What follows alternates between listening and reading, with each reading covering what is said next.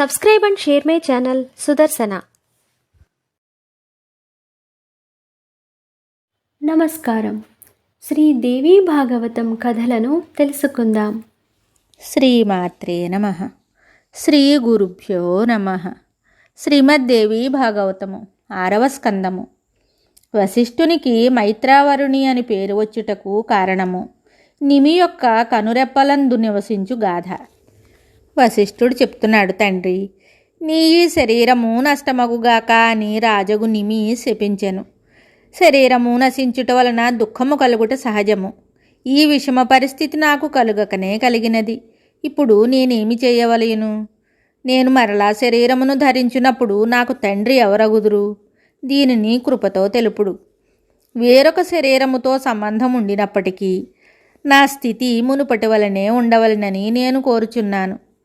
నా ఈ శరీరమునందు జ్ఞానము సులభమై ఉండినట్లే రెండవ శరీరమునందు కూడా అట్టి జ్ఞానమే నాకు కలగవలెను.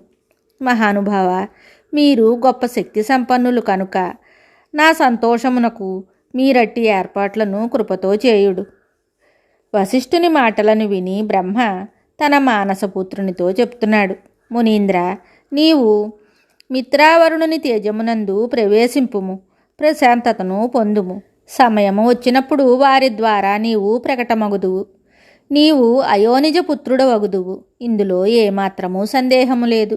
క్రొత్త శరీరమును పొందినప్పటికీ కూడా నీవు మునుపటి వలనే ధార్మిక బుద్ధిని కలిగి ఉందువు. నీవు ప్రాణులకు సుహృదుడవై, వేదవేత్తవై, సమస్త జ్ఞానమును పొందినవానివై, అందరితోనూ గౌరవమును పొందుటకు అర్హత కలిగి ఉందువు. లోకపితామహుడగు బ్రహ్మ శ్రీముఖము నుండి ఈ మాటలు స్పష్టమయ్యను. అప్పుడు వశిష్ఠుడు ఆ స్వామి చరణములకు తల వంచి నమస్కరించెను, ప్రదక్షిణలు చేసెను. వెంటనే వరుణుని ఆశ్రమమునకు వెళ్ళిపోయాను. ఎప్పుడునూ ఒకే చోట నివసించు మిత్రుడు వరుణుడు ఇరువురు ఋషులు అచ్చట విరాజమానులై ఉన్నారు. వశిష్ఠుడు వారి శరీరములందు ప్రవేశించెను. అతడు శ్రేష్టమైన తన స్థూల శరీరమును వదిలి కేవలము సూక్ష్మ శరీరముతో మిత్రావరుణుల శరీరమునందు ప్రవేశించెను. రాజా, ఇది ఒకనాటి మాట.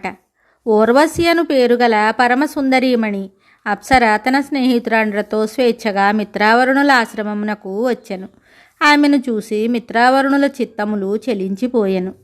వారు ఆమెతో ఇలా చెప్తున్నారు, సుందరి, నీ రూపము మిగులు ఆకర్షణీయము. నీవు దేవకన్యవు. మమ్ములను వరింపుము.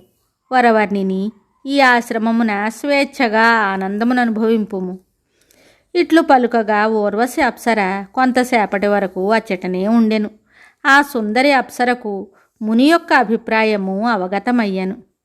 వారి ఎడల ప్రేమను వ్యక్తము చేయుచు ఆమె అచ్చట ఉండుటకు అంగీకరించెను.